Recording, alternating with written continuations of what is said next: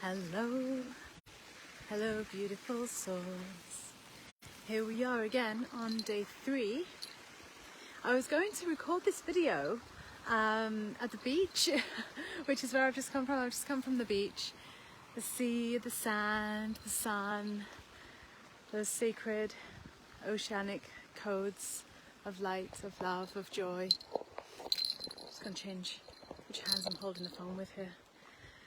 But it was just way too windy. It was way too windy. My signal wasn't strong enough.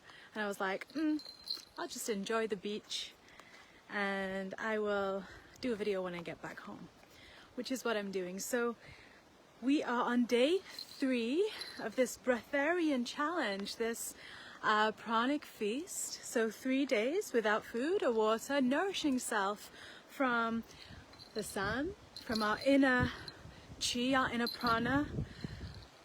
The air is full, we said that in day 1, the air is full of everything in the universe.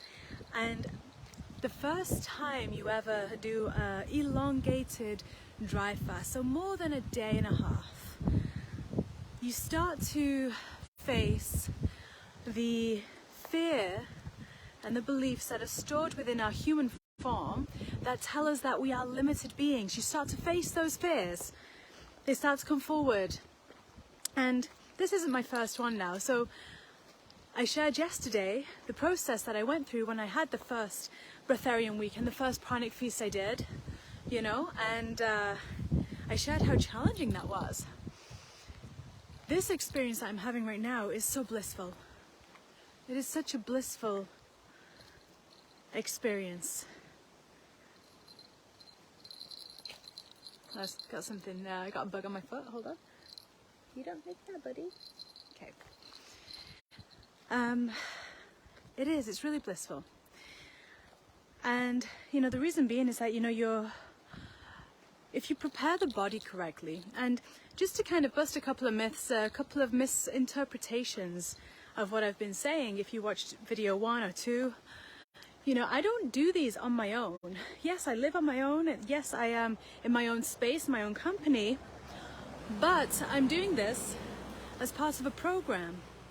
I'm doing this as part of a program with a wonderful non-profit called Pranic Family. And they organize an incredible Pranic feast. You can do it online, and there are people that join us from all over the world. Or you can do it actually in location. Once it was in France, last one was in France, this one's in Costa Rica, So I'm doing it as part of a program with experts, with doctors, with people that have been breatharian for over 10, 20 years, I actually am very much looking forward to the next workshop, because every 4 hours the Pranic family put on a workshop to help us cultivate our chi, to help us master our energy, to help us alchemize whatever emotion or fear or trauma even, whatever thought is coming up that isn't serving, so that we can clear it and nourish ourselves. And so I'm very much looking forward, because in an hour and a half I have my next workshop, and it's the satsang. So it's going to have 2 very beautiful souls, and you may have heard of these people. If not, I do encourage you to look them up on Instagram. But one of them is the wonderful Breatharian yogini, I think she calls herself. She's a wonderful soul. She lives in London. She's been Breatharian for years now. And another very well-known soul called Ray Moore. Is it Moore? Maor? Ray, M-A-O-R, I think his surname is spelled. So I look forward to having the workshop with both of them in an hour and a half, because that's my next satsang. That's my next support from this family, this organization, this program that I'm on. And there are a few questions and comments and emails that I've received that I'd love to bring answers to. And it's really interesting, because today I actually got my moon time, so it's time for me right now. My body is ready to menstruate, as the world calls it, but I call it my moon time. It's ready to have its sacred bleed. And I'm 3 days into having no water, and sometimes people ask me, what's that like, bleeding whilst you're dry fasting, as some call it? And I'm like, you know, there is those that study Tantra, who are students of Tantra, who practice the cultivation of their chi and the movement of chi within their body, that actually won't have a moon time. If they're a woman, they won't have a moon time because they are doing the alchemy and they are moving the energy, because a moon time is something that we have to release, to alchemize. It's very sacred blood, just like men have very sacred liquids too. But it's very sacred blood. And I'm not at that stage yet where I can kind of switch my moon cycle on and off. I've not studied long and practiced long enough to be able to master that inner energy to that point. But it's interesting because we have lots of misconceptions about female cycles, menstruation, menopause, and giving birth even. And a really beautiful soul dropped into my inbox yesterday, and she was asking about this because, you know, we kind of get told, don't we, that all those things are meant to be painful, they're meant to hurt. That's the experience people have. But really, we're creating those experiences as women. You know, we're creating those experiences. If we're having a really painful moon time, if it's vocal, chances are you're doing a lot of alchemy, because that blood is releasing all the alchemical, the physical alchemy that you've experienced that month. You know, it's really interesting. So, you know, things like menopause, they're not meant to hurt. Things like moon times, they're not meant to hurt, right? So what is it like for me giving birth? It's not meant to hurt. It's meant to be a blissful experience. Or so my sisters in this world who have given birth tell me. The ones who aren't held in the allopathic ways and the old ways. The ones that are remembering and practicing of the ancient ways. They remind me and tell me what their experiences were like. And they all say it's blissful. And I believe them. And the reason why I say this is because, you know, my moon time started today, and I knew it was coming. I knew it would be coming over this weekend. You know, when we're in tune with our bodies, we know. And it's just, it's here. It doesn't hurt. It doesn't feel like anything. It's not a different consistency. My body is receiving the prana, you see. My body is drinking up what it needs to. It's creating what it needs to. And even though I'm not consuming any water, I'm still needing to go to the bathroom in the morning, you know, and empty my bladder, right? The body can create anything. Now, there are some that believe that this path isn't for everyone. And I'll agree with that in some ways, because this path is for those that really want to master their mind. I'm going to say it that way, because feasting on prana, Breatharian challenges, dry fasting, they are mental more than they are physical. The body loves it. The body can handle it, and the body loves it. The body really loves it. It thrives off it. It has so much energy. Like, I was on the beach today, and I'm looking at everyone buying the ice lollies, eating the ice creams, drinking their beer, you know, some of them smoking and stuff. And I was looking around just like enjoying myself, relaxing and that. And, you know, I'm looking at everyone like kind of like aches and pains and, you know, going slowly. And then you see the kids that are really enjoying themselves, you know, full of energy. And I'm just going, wow. It's interesting because some would say that without the food, without the water, you're going to be really kind of depleted, right? You're going to be really, you know, lacking of energy. And I'm like, that's just not the case. I had to climb a big hill and go down a big hill of sand to get to this beach. I had a wonderful time. I dipped my feet in the ocean. My skin loved it. My feet loved it. My body, my energy field loved it. My aura loved it. You know? What are we doing? What are we doing to honor ourselves? What are we doing in our day-to-day life? Now, someone asked, they brought up the concern that, you know, not everyone can do this. And I'm like, I disagree with that. And I disagree with that because I'm never doing this alone. I'm always doing this with anywhere between 20, 30 people and up to 100, 150. You know, all participating in the same pranic feast, depending on when it is. And they're all from different walks of life. They all have different astrology charts. They all have different placements. They all have different things, but they all have one common goal. And that is to find freedom and find truth within. That is to find the light within them. To remember those ways. And we support one another. We support one another. There is the science to back it up. There is the medical background as well to back it up.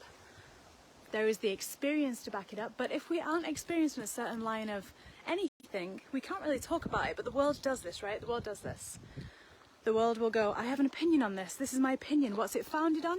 Nothing. Emotion. It's founded on emotion, unprocessed emotion, right? Oftentimes. Not always, oftentimes. Hello, dragonfly. Oh, that's a beautiful dragonfly. Oh my gosh, it's like electric blue, you guys. Like a deep petrol electric blue type of colour. It's beautiful. Love dragonflies. But the point anyway is that this is a mental process, and the biggest challenge that anyone will have doing this process is the ego. Now this is actually one of the things that kind of, it's interesting because it's very subtle how it comes up. And it's not necessarily the ego that says, oh, you can't do this because of this reason, this reason, this reason. Those people never start, they never try. They never have the experience anyway to prove themselves right or wrong. They'd rather, you know, stay in that mental frame. And that's great, that's great. Do what works for you. Do what works for you. And like we said yesterday, you know, homeopathy, you know, kinesiology and, you know, body works, things like that, you know, they're complementary. It's not one or another, right? So what's really interesting is, you know, when you're doing this, and this to me doesn't usually happen until a day and a half in. So this is like after I did my video yesterday, this started to happen for me. And this was, my ego started to very subtly jump in and go, hey, you've got a fridge full of coconut water, just go take a sip. It was going, my ego was going, hey, you got a fridge full of fruit. You know, you gonna juice that? Yeah, just have a sip of that juice. Because I actually did juice something yesterday in preparation for tomorrow, because there's a certain juice that I make for when I come out of a pranic feast because of how it serves the body. So I juiced that last night, and my ego was going, hey, you've done over a day here, you've done a day and a half, that's loads. You can easily just have a sip now, you've done what you need to do, your body's like, you can feel the difference in your body. And I'm like, thank you mind, thank you ego, I see you though, I see through that illusion. And as vocal as you are, I'm gonna say no thank you, because I would like to go the full 3.5 days. Because I know that what's also saying that is the consciousness of the parasites within us, the consciousness of the bacteria within us. And these things, you know, they live in synergy with us, right? You know, if we're eating food, if we're drinking liquids, then we rely kind of on these little beings that live inside of our body. But what happens after a day and a half is that they start to starve, right? They start to go, oh, she's not giving me any water, I need the water, because that's what parasites do, they need the water. And they don't necessarily need the sugars, they just need the water to live, that's it. And so, you know, I recognize that now. You know, I've done the study on it. I've like listened to the experts on all these different thoughts, and I attune to what feels right for me. And that to me feels right is that it's, you know, and this is what the Arcturians, when I channel the Arcturians, what they bring through. Oh, I just want to say, by the way, my live appointments are back on offer right now for July. So the timings are in the description box of the two live offerings that I have, the Soul Contract Acceleration sessions, which are very, very, very powerful, and the Channeled Guidance sessions. They are both available for July. If it calls to you, do book. And the Arcturian Healing and Pleiadian Healing is also available again too. So feel welcome to have a little browse on aliceheath.com. Thank you for reminding me. But what the Arcturians tell us is that we're electrical beings before we're biochemical. Now, what that means is that, you know, sensations, hormones, chemicals in our body, you know, the sensations such as hunger, you know, that's a biochemical response from something else somewhere within us, right? And so, you know, when I tune into my body, and if you've ever done a parasite cleanse, actually, you'll find this, you'll feel this. If you've ever done a long dry fast, you'll know what I'm talking about, because you'll have experienced it firsthand when that part of the ego and that part of the consciousness gets weaker and the light gets stronger. And that's what's really cool. The things that have challenged me so far, because the first couple of days, no challenge really to me in this process. And that's just because of good preparation. But, hello Maria. Oh, beautiful lady. Oh, thank you for joining. Thank you for joining so much. But what's really interesting is that last night and this morning, the hardest thing I find is if I choose to brush my teeth. And the reason being is because water is then going in my mouth.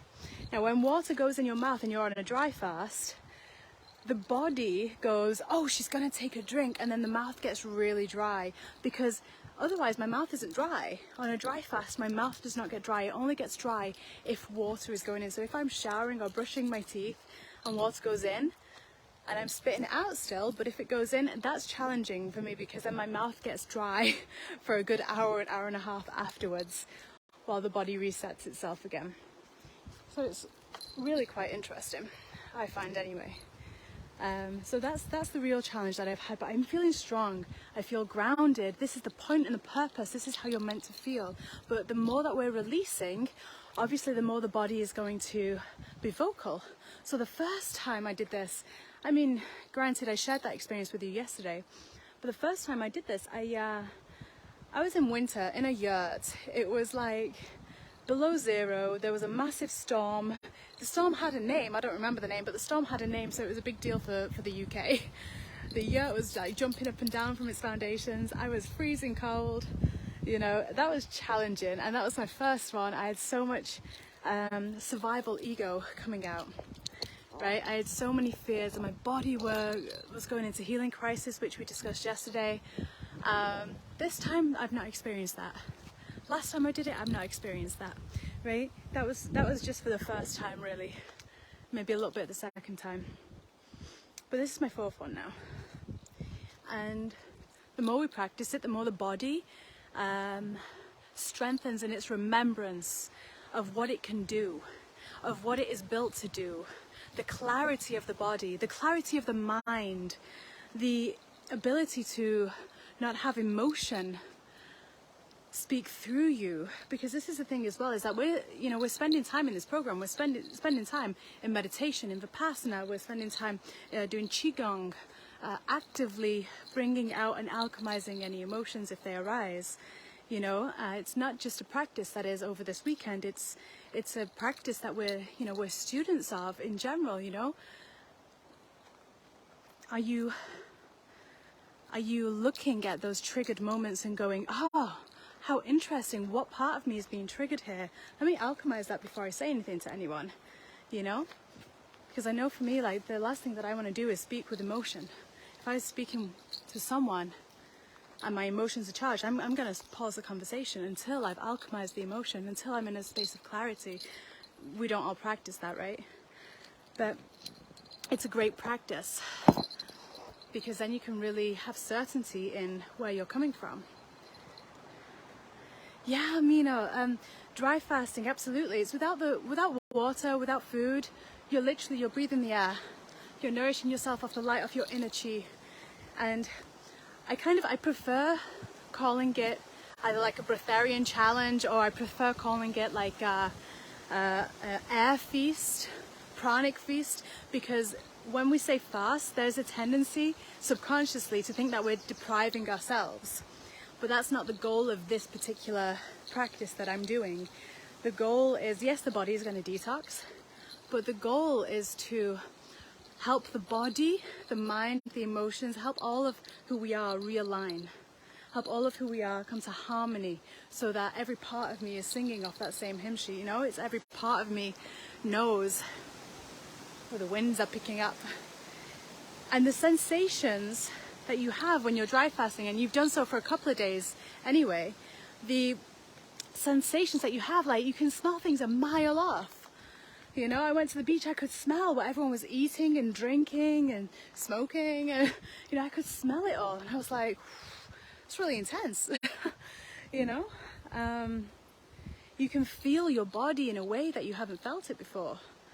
Like, it's so nice to, and actually this is something that and you probably as well watching this, you probably experienced this, but this is something I experience a lot, but it's a lot more kind of pronounced in a dry fast because of everything that's releasing still and moving it out of you. But I feel my heart beat so strongly, and just to be able to, like, you know, Have you ever had a lover or a partner and lay your head just upon their chest and heard the miracle of their heart beating?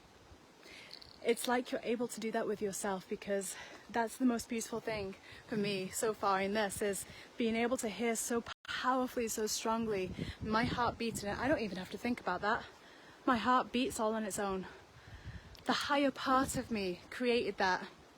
The part of me that is source energy created that, and I don't have to question that. I don't have to question the guidance from the higher part of myself, from the non-physical part. I just trust it, you know. And when we do programs like this, you know, you really get to tangibly feel that connection. You know, our world nowadays is so emotionally charged. Emotions are woven in, and emotions are, you know, when they're tough for emotions to deal with, it is trauma based. You know, there's so much trauma interwoven into every part of our life that it's actually, you know, it's still practically uncommon to hear of a conversation that isn't emotionally charged around something, you know. So it's incredible to have that clarity, that groundedness, and that peace all at the same time, you know. I wonder, do you guys have any questions? If you do, please feel welcome while I'm live here, because obviously once this gets posted, I'm no longer live. I probably won't check it for another day until my next video. I'm keeping away from social media as much as possible whilst I'm in this self-pronounced retreat.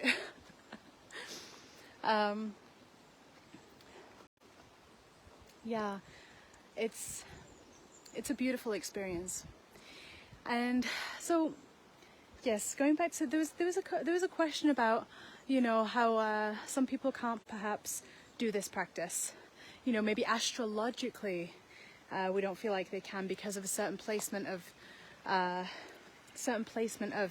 the zodiac for them in their natal chart. And so here's what I have to say about that, is that every sign of the zodiac is in every one of our charts. We have every sign of the zodiac in our charts. And the students of Earth, so whether you class yourself as a student of Earth, a student of the mystery schools, of the ancient wisdoms, or maybe you don't, but for the students of this sacred planet, of this beautiful place, we're here to transcend the archetypes, right? So we're here to transcend all of that. Yes, they are here to help us with different aspects of our life, the way that our natal chart will fall, you know, the planetary alignments and how they interact with one another and other people. You know, yes, they are going to, in some ways, kind of outline your life, but it's not there to be a so set in stone thing. You can transcend every aspect of it. So for someone who's got a strong Taurian placement, for example, now, Taurus being ruled by Venus, it's all about sensuality, it's all about really embodying that bliss, and you know, they love their foods, they can be quite stubborn, so can all the signs in their own way, but they love that grounded energy. They like to ground, and food is great for that. This isn't about being against food, you know, food is prana. Let's not hold any emotion against it, because the world does right now, right? Don't eat this food, don't eat that food, this is the label that this person needs, and I'm not going to eat this, so now I'm this label. You know, there's a lot of emotion around food. The moment we can start to release the emotion, release the charge, that food stops impacting us in the way that collectively we are told it does. But for someone who food is a major part of our experience, it can still be a major part, but how much more incredible is it how much more incredible is it? Now this is a good one. To really enjoy the pleasures of the food, the sensations, the tastes, without having a codependent relationship on it. And what I mean by that is, if we eat 3 meals a day or 2 meals a day or whatever it is, we eat until we're full, and then we get tired because the body is now digesting that, helping the food rot, you know. Those are great questions. I'm going to answer both of those. You know, if you can be so disciplined so that it gives you freedom. Now, how beautiful is that? So disciplined that it actually gives you freedom. So the food doesn't control you. You're not under its power. yet you can work with it, with the flavors, with the sensations to really maximize your bliss. Because when you're not filling your body, your intestines, your colon with all this stuff, you know, we all have mucoid plaque. We all have foods from like 20, 30 years ago still in our gut, holding memory, holding emotion, holding trauma even, you know? And if we can have a relationship with food that is a choice, an only choice, not because we might feel hungry, not because we think that's what we need, not because we put it into a category where we think that particular food is what my body needs because I know that this has B12 in it, it's got, you know, a full amino acid chain or whatever, you know, releasing that level of codependency is powerful because then it opens you up to this blissfully orgasmic state of choosing to really taste food. So I would say, Taurians, this is the best program for you. You know, for those that said that about that particular sign, I would say this is the best thing for you because Taurus really enjoys the pleasures of life. And right now, no one is really knowing what that is to the capacity that it can be. Because let me tell you, the moment I eat a strawberry in a few days' time, the moment I have a strawberry, that will feel like a full body orgasm. And I'm not even exaggerating. That's what it will feel like because I will be able to taste it and feel it on such a cellular level because of this process. Now, there are some really great questions I'm going to scroll back and answer. So how do you prepare for the breath feast? Thank you, Maria. What a great question. And this kind of links in with Mary Lee's question as well. With a juice preparation, does one drink all day or in intervals? Great question. So what I did, and this is the most prepared I've ever been for a pranic feast, I'm just going to say. So what I did was just short of a week, no, maybe a week before, and I've actually got this written in posts. If you scroll back through my Facebook, it's written in posts. But a week before the pranic feast started, so for me it started at 1 a.m. on Friday. So we all came together online on Zoom from everywhere around the world. We had our ceremony to ourselves to honour ourselves for what this process is going to be, to honour each other. And we took our last sip of liquid. In that 1 week before, I was upping my meditation. I made sure that I had a structure in my day that I was meditating because that is also cultivating of chi. I started drinking juices and limiting solid foods. By the Monday, I was only on juices. So over the weekend I was away with family, and I didn't want to miss out on the delicious foods that we were going to have. So I still ate over the weekend, over the Friday, the Saturday, the week before. I still ate some foods, and then I made it lighter. So I moved on to nuts and fruits on the Sunday and started pairing it with juice and coconut water. From the Monday onwards, so Monday, Tuesday, Wednesday, Thursday, on the Monday, Tuesday, Wednesday, Thursday, I was juicing. Now I was doing a juice feast. This is a very loud plane. I don't even know if you can hear me with that, so I'm just going to wait till it flies over. Now if you scroll back a couple of posts, you'll see my fridge for this week, and you'll see everything I was juicing. I was having up to a gallon of liquid each day. So I was having pineapple juice Monday, Tuesday. It was pineapple, green apple and ginger, and I was doing that specifically to hydrate the mucoid plaque in my intestine, in my colon. I was doing that to help digestion. That's what my body was calling for. I always choose my juices personally. I choose them based on what my body is really magnetized towards, because there'll be a medicine in it, a frequency in it, something in it that an organ or a part of my body is really calling for. So I started with pineapple, green apple and ginger. I juiced them, and that's what I was drinking. I would drink a good couple of litres of that and pair it with coconut water. So I was intermittently swapping and changing depending on what I fancied, either the juice or the coconut water, and I was having up to about a gallon of liquid, so 4.5 litres a day. I did that for Monday, Tuesday. That was over the summer solstice as well, so maybe that's also why the pineapple was so strong for me. The Wednesday, I had grape and lime. Grape is such a beautiful fruit to consume. There's a lot of false beliefs and false truths about sugars and things, and I'm saying it specifically as a false truth for that reason, because the water in a juice, the water in a fruit is the purest water out there. It's purer than the water that we drink. Right? It's the cleanest water out there. And these fruits are such a structure, and especially if you're using organic as well, it's on such a structure and such a frequency that it is cleansing, it is healing, it is allowing the space in the body to detox, to release whatever needs to. So this was the process. So this, that was Wednesday, grape and lime. Thursday morning, now something interesting which happens when you're dry fasting, when you're, you know, feasting like this, and even juice cleansing, juice feasting, is that you need less sleep. You need less sleep because the body is so energized because it's not digesting food.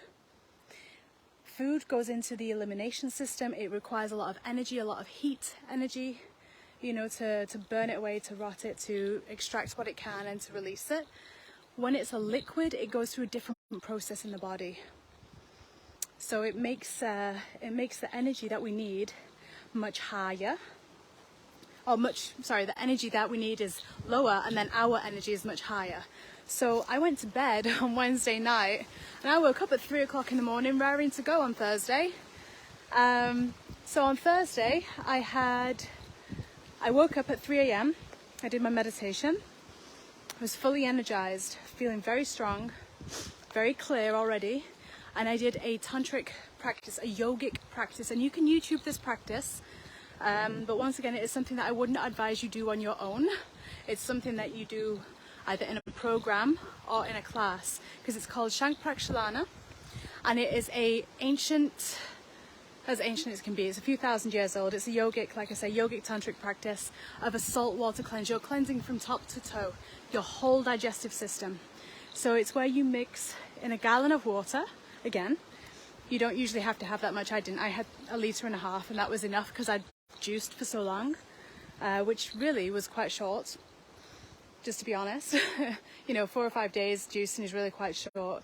If you're going to do a juice detox and do it properly, do it for 30 days, you know, and your body really will release everything that is out of alignment, you know, any bacteria, any parasites, any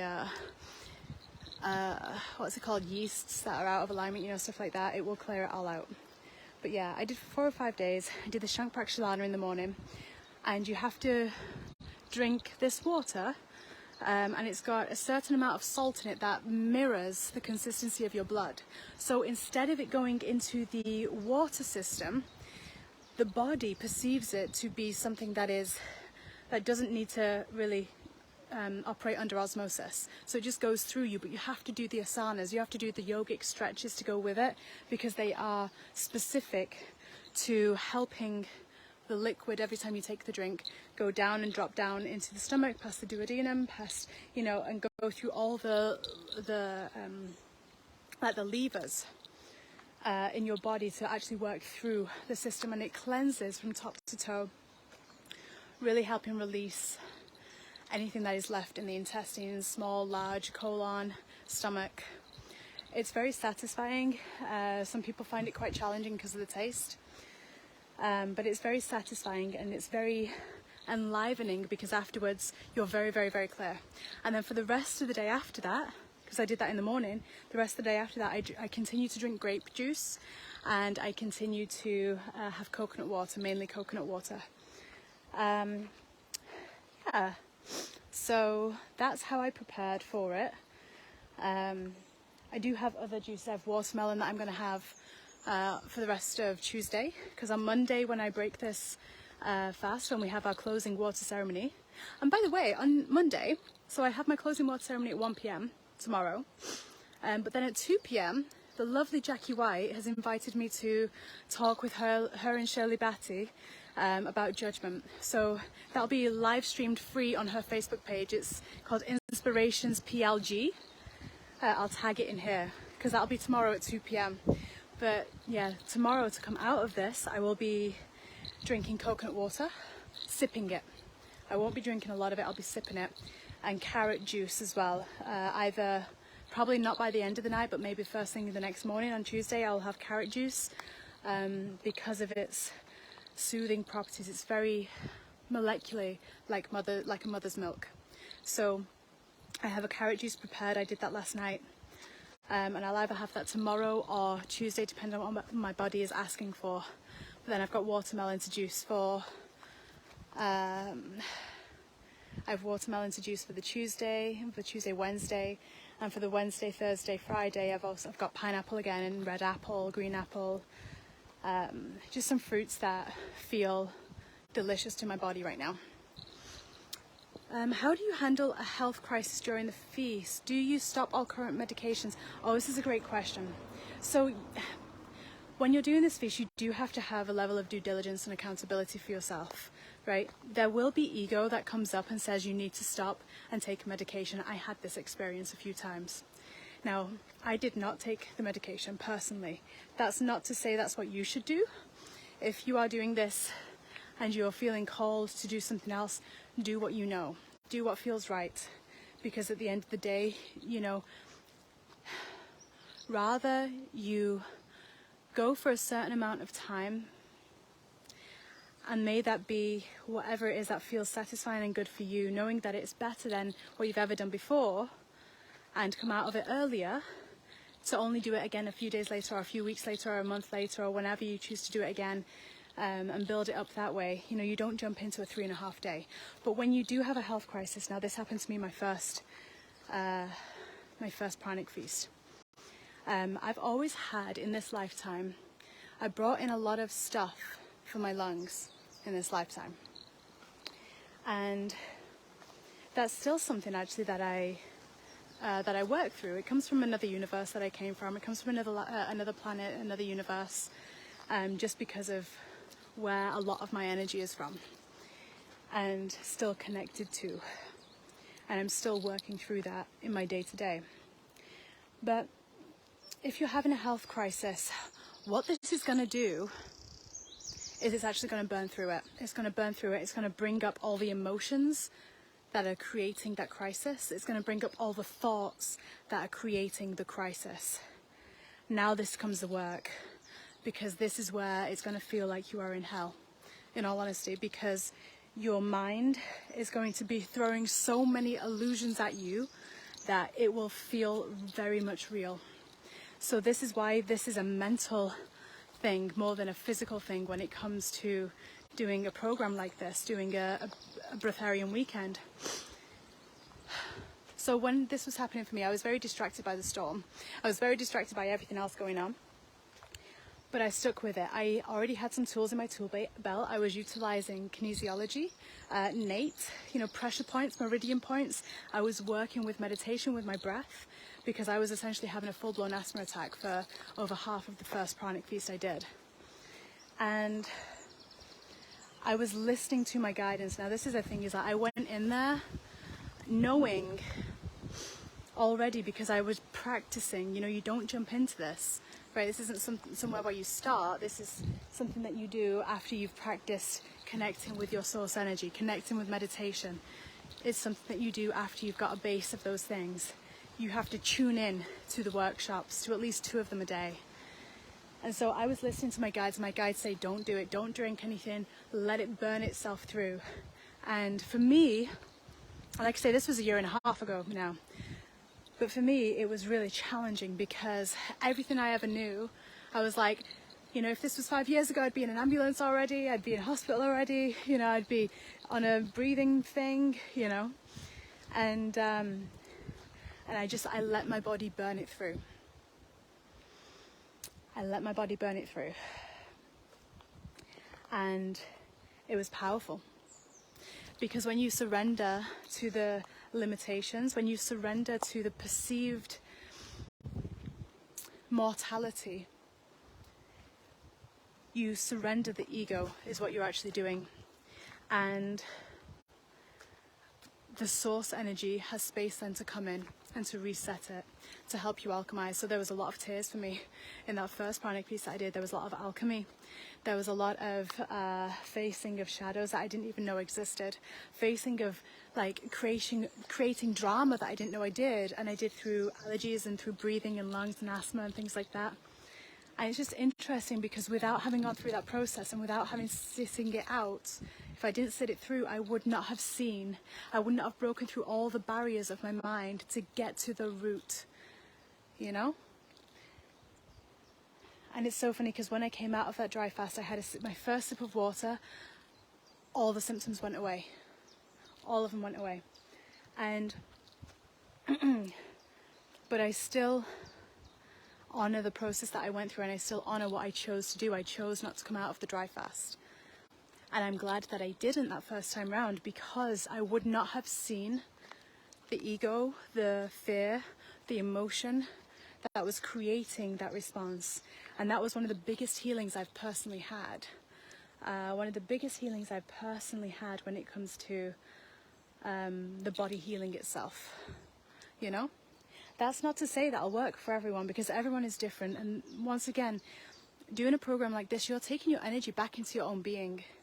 You know, you're taking your energy back into your own being. You're not expecting someone else to have accountability over you. So you've got to make that choice. If you're having a health crisis, which you will do, right, a healing crisis, we call it, you know, you will do that in a dry fast. Between day 1 and day 3, you're going to do that. It's going to happen. And it's important it does. Because if you want to truly clear through something that's been chronic, something that's been there for ages, inflammation-based, even if you're water fasting, you're not going to fix anything inflammation-based. It needs the water to not be in the body for that to happen, right? I was saying yesterday, I was listening to Dr. Sergey, that Russian doctor who, you know, he's been helping people. He has a facility over in Russia where they receive people to heal incurable disease, you know, and they do it through dry fasting.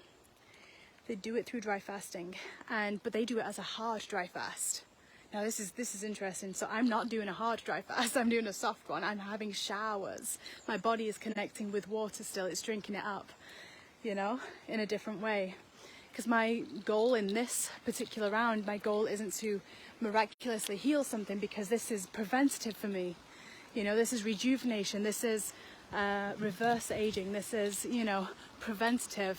If you have something perceived incurable, and actually and they won't mind me saying this because I'm not going to say who it is, but one of my friends who's been doing this for years and years and years, he had HIV. He had HIV and he medically cured HIV through this process. So this is the thing, is like when we are relying on external things, external remedies, yes, that will pacify, it will sustain, and it will help for a certain amount of time. But if you really want something to release, unless your willpower is strong enough, which in this world we're not really disciplined enough in our willpower, in our mind yet. We're remembering that, you know, this is what you do. So he does hard dry fast with his patients, and you have to minimum 2 days.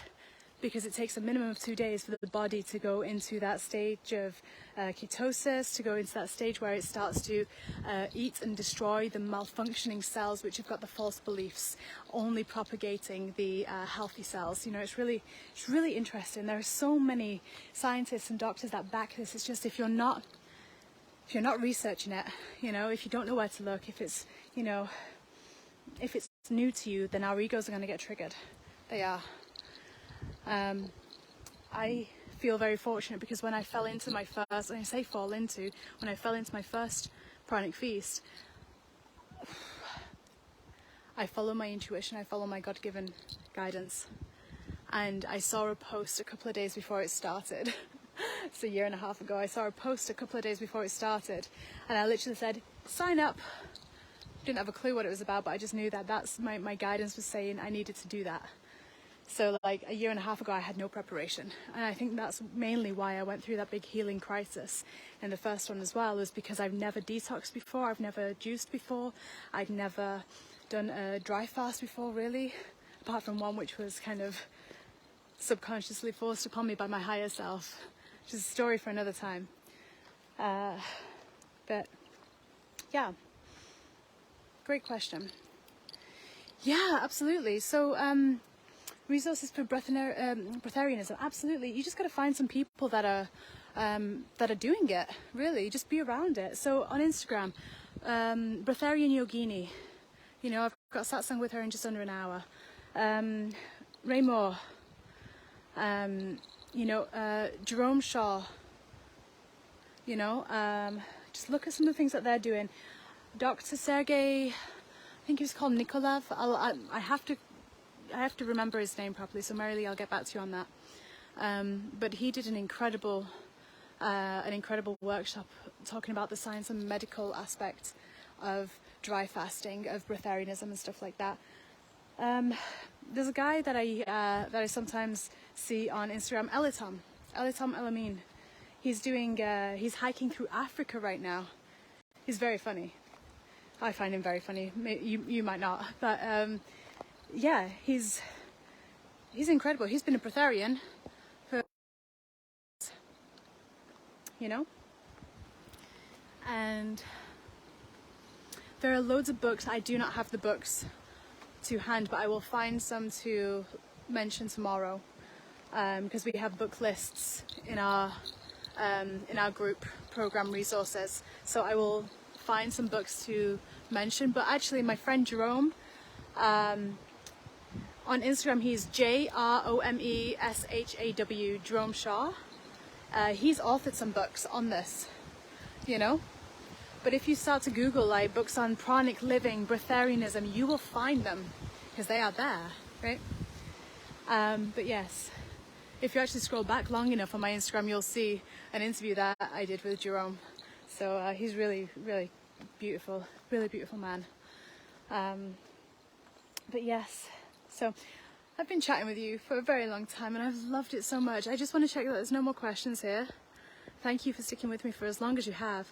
I think I'm going to see some of you actually even on Wednesday. Wednesday I have the honor of co-hosting a workshop called Atlantis and the Essenes. We're going to be discovering the Essene connection to Atlantis, that golden thread with the beautiful Camilla Kumara, who was on here before. I'm not sure if she's still there, but yeah, if it calls to you, once again, you can find all that on my website, aliceheath.com.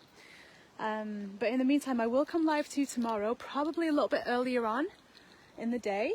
Yeah, probably a little bit earlier on in the day because I have that live stream with Jackie and Shirley at 2, and that'll be straight after my the closing water ceremony. So, I've got a spider on me.